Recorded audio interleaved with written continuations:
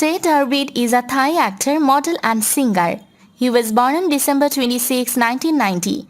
In 2020, he signed his contract with Channel 3. In 2022, he starred in Triage. The same year, he also played Spark Jai Nai Jomying too.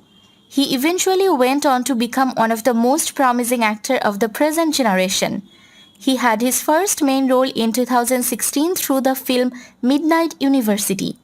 However, he rose to notoriety for his role in the Thai TV series 2 Moons. He then debuted in the music industry in February 2018 as a vocalist in the Thai boy group SB5 and later as a member of the duo Tae T. In 2021, he starred in Paint with Love.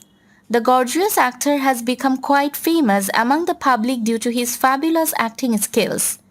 In 2020, he starred in What's on a Rack.